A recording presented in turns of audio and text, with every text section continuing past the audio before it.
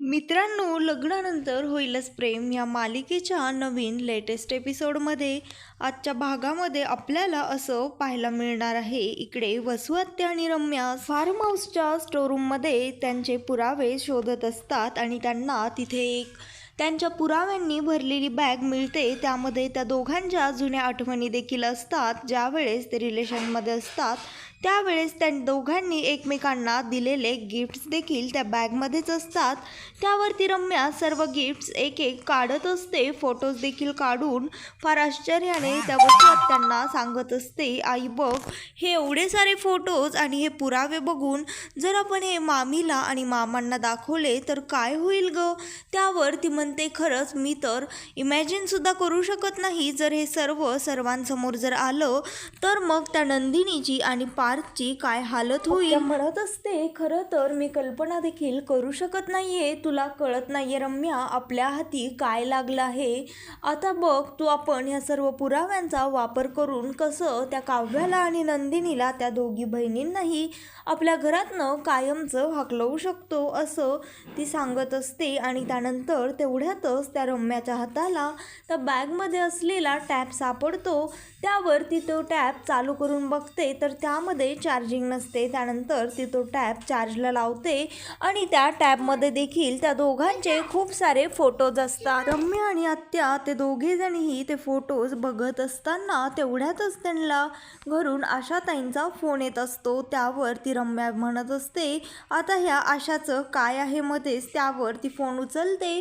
त्यावर ती आशाताई त्या रम्याला विचारत असते की मॅडम तुमची रूम साफ करू का. त्यावर ती रम्या म्हणते, हो माझी बेडरूम नीट आवरून घे. आणि तेवढ्यात मानिनी देखील तिकडनं फोनवर बोलत असते, जीवाची विचारपूस करत असते. त्यावर ती रम्याला तो आवाज येतो आणि ती आशाताईंना विचारते, मामी नेमकं कोणाबद्दल बोलत आहेत आणि फार्म हाऊसवर कोण येणार आहे.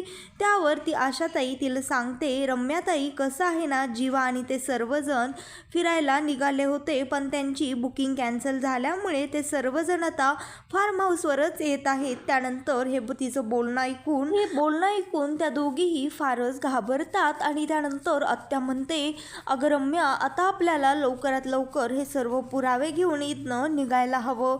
नाहीतर कसं आहे ना, आपल्या हातात आलेले सर्व पुरावे आपल्या हातातनं निसटून जातील. आणि त्यानंतर तेवढ्यातच त्यांना गाडीचा आवाज येतो. त्यानंतर ती म्हणते, बघ ते आले की काय. त्या दोघीही तिथनं बघत असतात तर त्या दोघांच्याही बॅगा मात्र खालीच विसरलेल्या असतात. त्यानंतर ती रम्या जाऊन त्या बॅगा वरी घेऊन येते आणि इकडे ते सर्वजण फार्म हाऊसवर पोहोचलेले असतात. तिथे पोहोचलेले असताना ते सर्वजण आपापल्या बॅगा डिग्गीमधनं काढत असतात. पण जीवाचं लक्ष मात्र त्या शेकोटीकडेच असतं. त्यानंतर तो त्या शेकोटीच्या जवळ जातो आणि आधी झालेला सर्व प्रकार त्या जीवाला आठवायला लागतो. त्याचं लक्ष त्या शेकोटीकडे आहे आणि तो काहीतरी विचार करत आहे. शिवाय त्याचे डोळे देखील पाणावलेले आहेत. हे पाहून ती काव्या जीवाजवळ जाते आणि त्याला म्हणते, तू आता मागचं काहीही आठवू नकोस. आपण पुन्हा एकदा नव्याने सुरुवात करण्यासाठी इथे आलेलो आहोत. त्यामुळे तू जुन्या आठवणीमध्ये रमू नकोस. झालं गेलं सर्व काही तू विसरून जा, असं ती त्या जीवाला सांगते. आणि इकडे वसू आत्या आणि रम्या मात्र ते सर्व पुरावे त्यांच्या बॅगमध्ये पटापट टाकत असतात. तेवढ्यातच तिला एक गिफ्टही भेटतं आणि त्या गिफ्टवर जीवाचं आणि त्या काव्याचं love you Jiva, love you Kavya असं देखील लिहिलेलं असतं. त्यानंतर ती आत्या म्हणते, रम्या, हा तर सर्वात मोठा पुरावा आहे. तू हा नीट तुझ्या बॅगमध्येच टाकून ठेव. आणि त्यानंतर जीवाचं लक्ष वरती स्टोरूममध्ये लाईट चालू असतो तिकडे जातो. त्याला वाटतं तिथे कोणी आहे की काय, असा लाईट कसा चालू राहिला. तो चेक करण्यासाठी फार्म हाऊसवरती स्टोरूममध्ये वरती जात असतो आणि तेवढ्यातच त्यांना चाहूल लागते की वरती कोणीतरी येत आहे. ही त्यांना चाहूल लागताच त्या पटापट बॅगा भरून तिथनं निघत असतात. आणि तेवढ्यातच नंदिनी त्या जीवाला आवाज देते, जीवा खाली या, आम्हाला मदत करा. जीवावरती येत आहे हे पाहून त्या दोघी फारच घाबरतात आणि घाई गडबडीमध्ये ती रम्या आणि आत्या तिथनं निघून जात असताना रम्याची बॅग एका कुंडीला अडकते आणि त्या बॅगचं एक व्हील गणगळत त्या पायऱ्यांवरनं जीवापर्यंत येऊन पोहोचतं. त्यानंतर तर जीवाच्या मनामध्ये जास्त शंका निर्माण होते. त्याला वाटतं वरती असं कोण गेलं असेल आणि हे चाक असं अचानक गणगळत माझ्यापर्यंत कसं आलं असेल. तेवढ्यातच तो जीवा वरती स्टोअरूममध्ये जातो आणि बघतो तर तिथे कोणीही नसतं, पण तिथे मात्र त्यांच्या पुराव्यांची बॅग त्याला दिसते. त्यानंतर तो फार घाबरतो. ती बॅग उघडतो पण त्या बॅगमध्ये एकही पुरावा नसतो. हे पाहून त्याला थोडंसं बरं वाटतं. त्याच्या जीवात जीव येतो आणि त्यानंतर तेवढ्याच टायमिंगमध्ये ही आत्या आणि रम्या तिथनं निघून जातात आणि इकडे खाली सर्वजण आपापल्या बॅगा वरती घेऊन जात असतं. तेवढ्यातच पार्थ तिला म्हणतो, काय ग नंदिनी, कसा आहे तुझा नवरा, सगळीकडे कामचुकारपणा करत असतो. त्यावर नंदिनी म्हणते, जाऊ द्या ना पार्थ, मी त्यांच्यावरची बॅग घेत आहे ना. त्यावर पार्थ तिला चिडवायला लागतो आणि म्हणतो, घेतली लगेच नवऱ्याची साईड. आणि तेवढ्यातच जीवा देखील तिथे येतो आणि त्यावर तो पार्थ म्हणतो, काय रे वेंधळटा, तू कुठे गेला होतास. त्यावर तो म्हणतो, बडे भैया, मी तर वरती हा बॉल आणायला गेलो होतो. आणि त्यानंतर फ्रेश होऊन सर्वजण इकडे क्रिकेटसाठी खाली येतात आणि क्रिकेट खेळायला लागतात. इकडे नंदिनीची आणि काव्याची एक टीम झालेली असते, जीवाची आणि पार्थची एक टीम झालेली असते. ते दोघेजणही अगदी व्यवस्थित क्रिकेट खेळत असतात, फार मजा गोंधळ करत असतात. तेवढ्यातच ते फार क्रिकेटमध्ये दंगलेले आहेत. हे पाहून वसू आत्या आणि रम्या तिथनं पळ काढतात आणि तिथनं निघून जातात. इकडे काव्याची बॅटिंग सुरू असते आणि पार्थची बॉलिंग चालू असते. पार्थ मुद्दामच त्या काव्याला आऊट करत नसतो. हे पाहून इकडे जीवा आणि नंदिनी त्याच्यावर ओरडायला लागतात. ते म्हणतात, पार्थ, आता तू चीटिंग करत आहेस. त्यानंतर इकडे जीवा बॅटिंग घेतो आणि नंदिनीला बॉलिंग मिळते. त्यानंतर नंदिनी जीवाला आऊट करते आणि त्यानंतर इकडे नंदिनीला बॅटिंग मिळालेली असते आणि जीवा तिला बॅटिंग करायची शिकवत असतो. त्यासाठी तो तिच्या हातामध्ये हात घेऊन बॅट तिला कशी बॉलवर मारायची हे शिकवत असतो. जीवा आता पूर्णपणे नंदिनीच्या प्रेमामध्ये पडलेला असतो. त्यानंतर ते दोघंजणही एकमेकांकडे अतिशय प्रेमाने बघत असतात, एकमेकांच्या अगदी जवळ आलेले असतात. हे पाहून पार्थला आणि काव्याला मात्र फारच ऑकवर्ड वाटत असतं. त्यामुळे ते दोघेही तिथनं निघून जातात आणि इकडे आता वसू आत्या आणि रम्या फायनली घरी पोहोचलेले असतात. त्या घरी जातात. त्या अगदी भीत तिथनं वरती त्यांच्या रूममध्ये जिन्यावरनं जात असतात, पण त्यांना मानिनी बघते आणि थांबवते. आणि इकडे फार्म हाऊसवर सर्व मंडळी क्रिकेट खेळून फारच दमलेली असते. सर्वजण तिथे गार्डन एरियामध्ये झोपलेले असतात, लोळत असतात आणि इकडे जीवा पार्थला म्हणत असतो, मी तर आज क्रिकेट खेळून जाम दमलो आहे, आपण आज फार सॉलिड धमाल केली. त्यावर तो पार्थ म्हणतो, खरंच मी देखील बॉलिंग करून माझेही हात दुखत आहेत. त्यावर तो म्हणतो, पण काही का असेना आज आपण फुल ऑन सेंचुरी मारली. त्यावर तो म्हणतो, पण आता एवढे दमलो आहोत की थकलेलो देखील आहोत आणि आता मला तर फारच भूक लागली आहे, माझ्या पोटामध्ये तर उंदीरच पळत आहेत, असं तो जीवा पार्थला सांगत असतो. त्यावर तो म्हणतो, अरे काळजी करू नको, ह्या दोघी करतील ना स्वयंपाक. आणि त्या दोघींनाही ते दोघं उठवायला लागतात, पण त्या दोघी मात्र त्यांना गाढ झोप लागलेली असते. त्या दोघींना ते जागे करतात आणि त्यावर तो पार्थ म्हणतो, आता जा काहीतरी आम्हाला खायला बनवा. त्यावर त्या दोघी म्हणतात, नाही आज आम्ही काहीही बनवणार नाही आहेत, आता तुम्ही बनवणार आहेत, कारण घरी तर आम्ही दोघीच स्वयंपाक करत असतो, पण इथे मात्र आम्ही दोघी काहीही बनवणार नाही आहेत. तुम्हीच जा आणि काय ते जेवण बनवून आम्हाला घेऊन या. त्याचं हे उत्तर ऐकून जीवा म्हणतो, मी तर किचनमध्ये जाऊसुद्धा शकत नाही, माझे एवढे पाय दुखत आहेत. त्यावर पार्थ म्हणतो, आणि मी तर माझं तर काय, लास्ट टाईमसुद्धा मीच इथे स्वयंपाक बनवला होता, मग आता यावेळेस मात्र मी बिलकुलही किचनमध्ये जाणार नाही.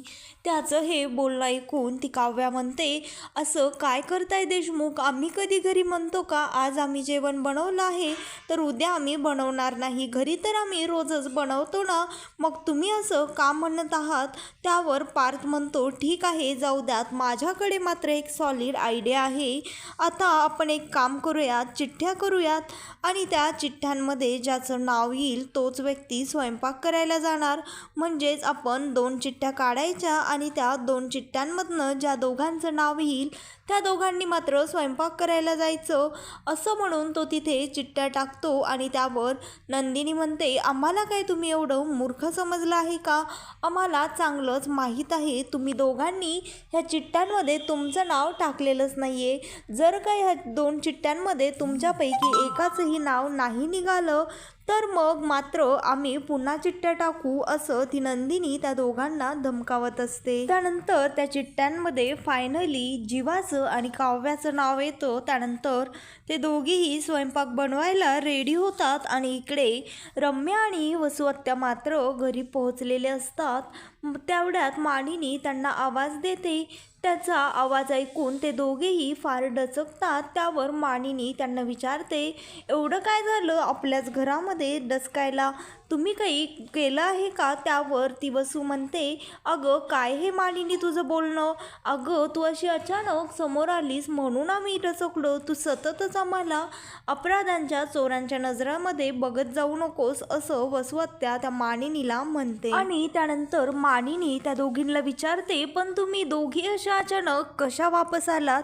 तुम्ही तर फार सकाळीच गेला होतात ना लग्नासाठी, आणि मग अचानक अशा न सांगता कसा आलात? त्यावर वसुहत्या सांगत असते, त्याचं काय आहे ना मानिनी, आम्ही तिकडे गेल्या खरो, पण कसं आहे तिकडे ह्या रम्याचं काही मनच लागेना. सतत आपलं तिचं मी उगाच आले आई, खरं तर मी ऑफिसमध्ये जायला हवं होतं. पार्थ नाही का तिला म्हणाला, तिने तिचं काम देखील पूर्ण केलं होतं, पण तिला असं वाटत होतं ती कामापासनं जरा दुर्लक्ष करत आहे, ऑफिसमध्ये जात नाही आहे, तिचं मनच लागत नव्हतं. त्यामुळे आम्ही दोघी वापस आलो. आता तूच बघ ना, पार्थने तर एवढं मोठं कॉन्ट्रॅक्ट मिळवलं आणि जीवाने देखील अगदी व्यवस्थित कामामध्ये त्याचं मन लावलं आहे, पण बिचारी रम्याच काय ती कामापासनं थोडीशी दूर झाली आहे.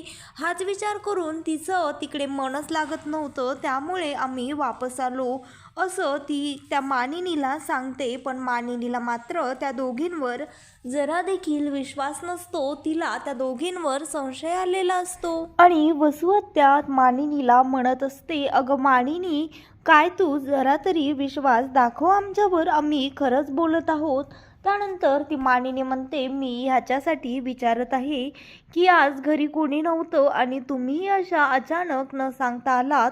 आधीच आम्ही दोघींना ऑर्डर जेवण केलेलं आहे. मला आणि आशाला मी जेवण ऑर्डर केलं होतं, पण मग आता तुम्ही अशा अचानक आलात तर तुम्हाला देखील काही बाहेरून ऑर्डर करायचं आहे की तुम्हाला घरीच काही बनवायचं आहे, यासाठी मी हे सर्व विचारत आहे. त्यावर वसुहत्या आणि रम्या म्हणतात, अगं तू काळजी करू नकोस, आम्हाला बिलकुलही भूक नाही आहे, आमचं तर आधीच पोट भरलं आहे, असं ती रम्या आणि वसुहत्या दोघीही म्हणत असतात. पण त्या मानिनीला मात्र तिच्या मनामध्ये संशय असतो. तिला असं वाटत असतं, असं कसं यांचं पोट भरलं असेल, कोणत्या गोष्टीने यांचं पोट भरलं असेल, हे आणखी काही कटकारस्थान तर करत नसतील ना, असं ती स्वतःच्या मनाशीच विचार करत असते. आणि तेवढ्यातच तिची नजर त्या रम्याच्या तुटलेल्या बॅगेकडे जाते आणि ती स्वतःच्या मनालाच विचारत असते, आणि ही रम्या अशी अचानक घरून तुटलेली बॅग घेऊन का बरं गेली असेल? आणि इकडे जीवा आणि काव्या दोघं जण किचनमध्ये जेवण बनवत असताना जीवा त्या काव्याला सांगत असतो, आज फायनली मी नंदिनीला आय लव्ह यू म्हणणार आहे, पण खरं तर मला कळत नाहीये मी तिला कसं म्हणू, माझी हिंमत होत नाहीये.